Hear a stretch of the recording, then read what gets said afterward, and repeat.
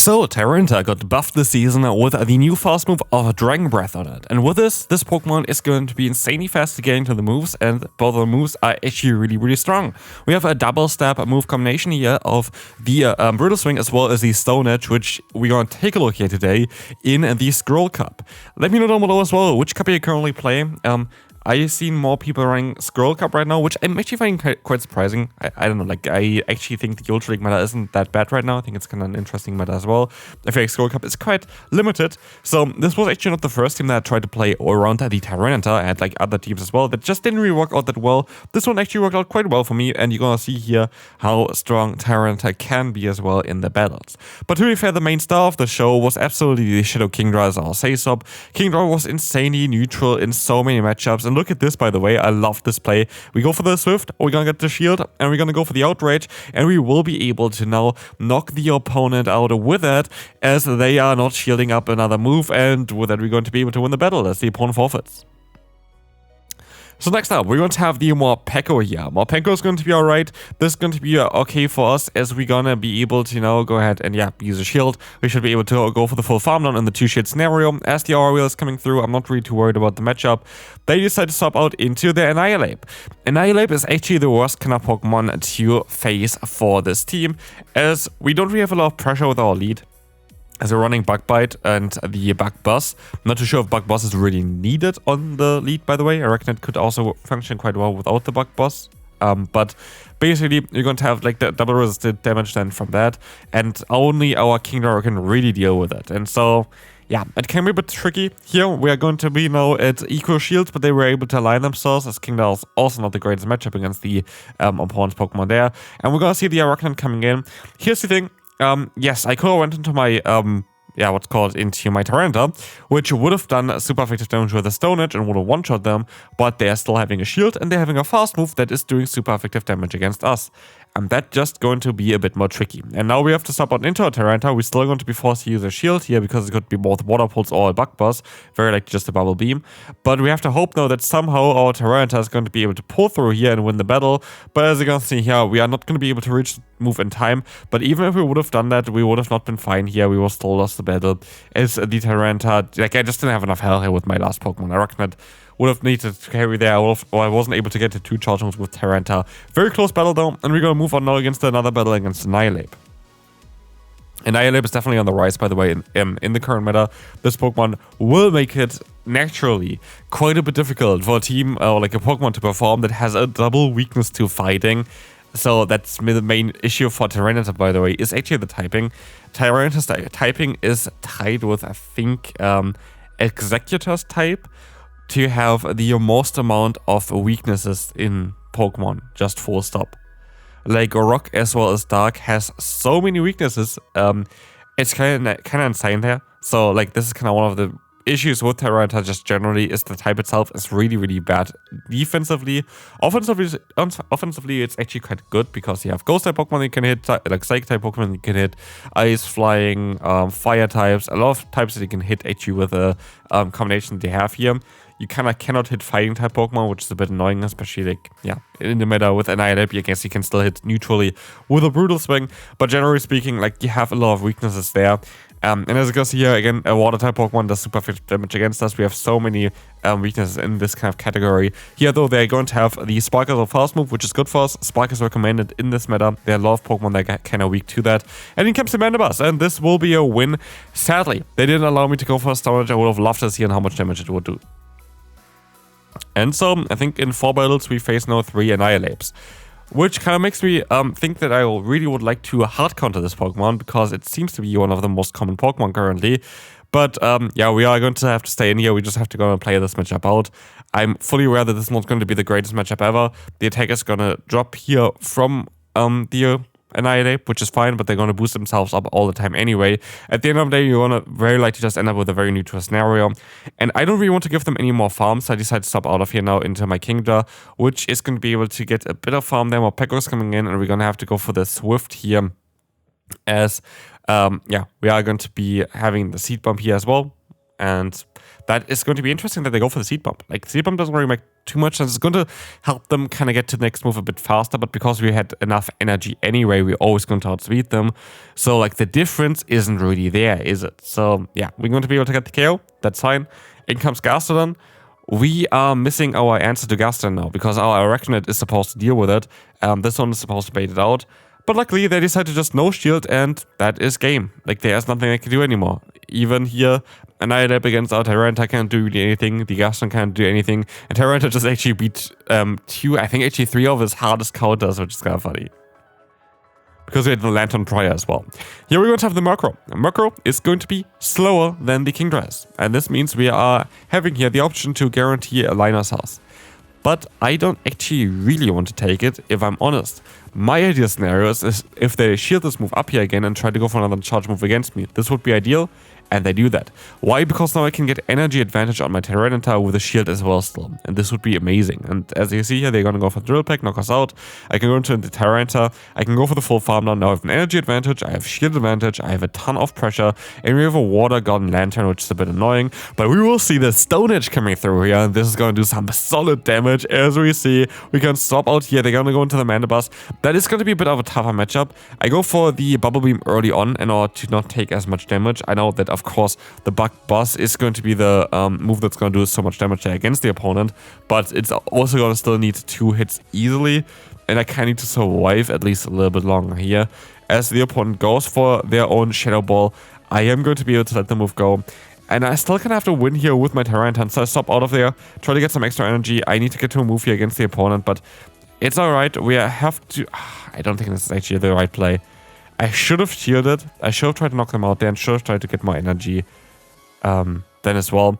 Here, my players, I tried to get to 2 Bug Buzz. That was my idea behind what I did here, because I was thinking, okay, they're going to have more energy on the Mandibuzz anyway. I'm mostly not going to get to another move, and it just doesn't work out for me.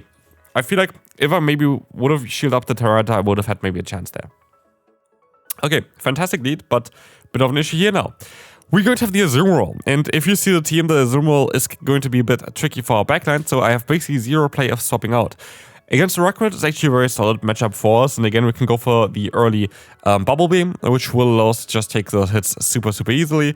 And the benefit here is, like, they do resisted fast move damage, they are now debuffed as well, so they basically have 0 pressure with their bubble.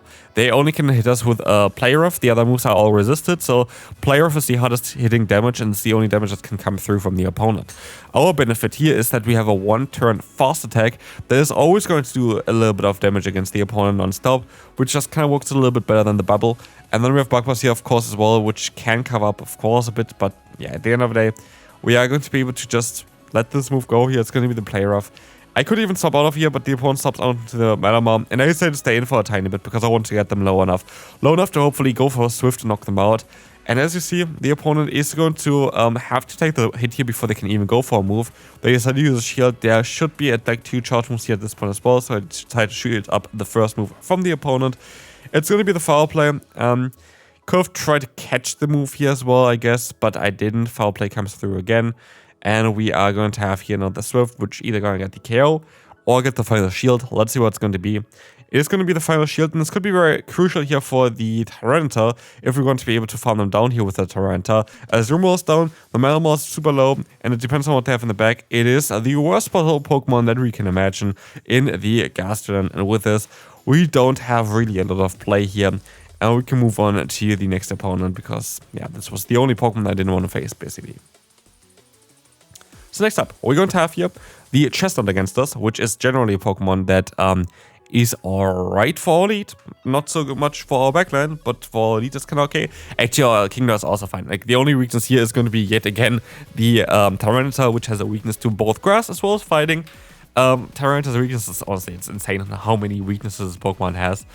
There's basically next to no Pokemon that you can really resist everything. It's just basically just the Mandibuzz and like the other flying and dark type Pokemon is the matchup that you can kind of deal with, or like flying and fire, like the what's called the Talonflame. Like, that's what, for example, another matchup where Tyranitar would be definitely able to shine with the type that it has, but that's also just because it's a rock type, to be fair. Like, it's not even with a dark typing.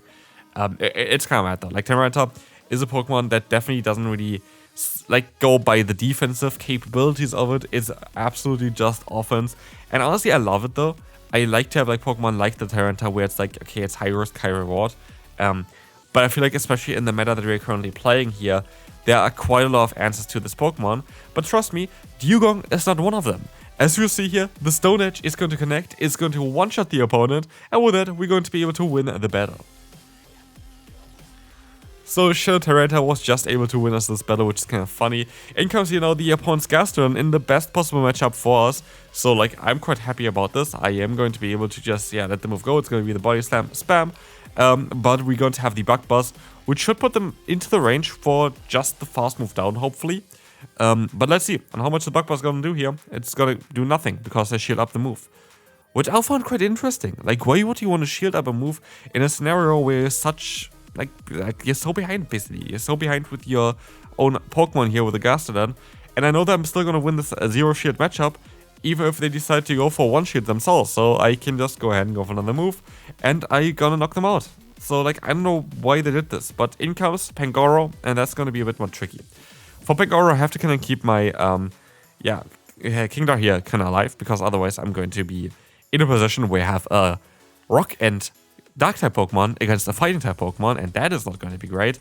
So I'm going to be forced to kind of use a shield here again, but I'm going to be able to at least get the opponent low enough that any of my Pokemon can farm them down. And in the back, it's going to be Murkrow, which is honestly perfect. Like, this Pokemon is absolutely perfect for me, because I can resist all the hits on my Tyranitar, and we have even the Swift still coming through here, which shouldn't be enough because they're non-Shadow, but it's going to be enough to kind of get them low enough here, basically, fast to farm them down. They go for a charge move themselves, which is fine, but I will be able to win this battle here, I can tell you that already, because we can farm everything down with our Shadow Tyrannitar with a Dragon Breath. And yet another Gastrodon on the lead, and that's going to be fine here as the opponent swaps out into their own Murkrow. And I want to see if we actually have the guarantee alignment here or not, because we have to take a hit. We always have to take one hit, at least from the opponent, and now it depends on if we're going to be able to charge fast enough. And I decided to go for the Stone Edge here actually over the bait moves, and honestly I went for the bait instead, I guess. But I do think I would have not been able to reach 2 charge moves anyway here, so I guess that's okay. Okay, the opponent is actually able to always realign themselves, which is like the big issue of the Tyranitar. Tyranitar just doesn't have the bulk. But we're going to be able to just use some shields here. They go into the Moltres, and that is actually totally fine, because against Moltres, I need to have this alignment. I need to hit an Outrage in order to do some damage, because my other Pokemon kind of struggles against it. And so Moltres goes down. This is a big mistake for the opponent if they went into their own, what's called Gastrodon here.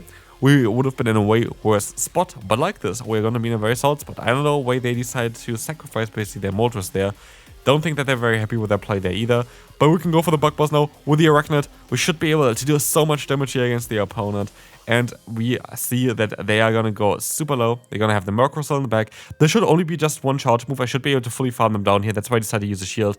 And now it's just going to be the Gastrodon, which doesn't have any pressure against us.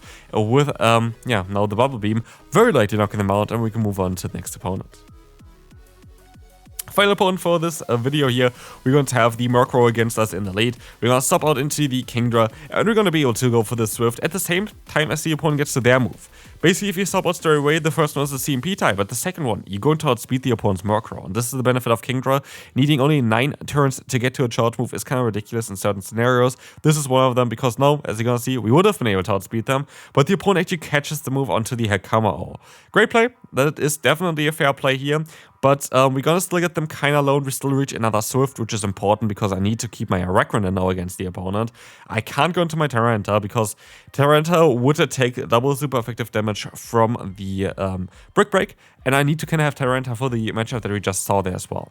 And so I'll stop out here straight away, and I hope that's not gonna be a combo in the back. So let's see what's gonna be here. Como, please don't do this together. It is gonna be the combo in the back. Okay. We have only resisted charge move damage. They have super effective charge move damage. But my one benefit is that my fast move actually does super effective damage, and I have to go for the bait here. If I don't go for the bait, this game is over immediately. I have to get the bait done correctly as well, and they use a shield, which now allows me to go for the Stone Edge, and Tyranitar is even breaking through one of the hardest walls here, knocking them out, and we can move on here. There's going to be now the Murkrow going to knock us out, but still should have enough play with our final Pokemon here, with the Arachnid, to win this battle. That's going to be the first video. Hope you enjoyed it. If you did, feel free to leave a like, and we'll see you then. Bye bye.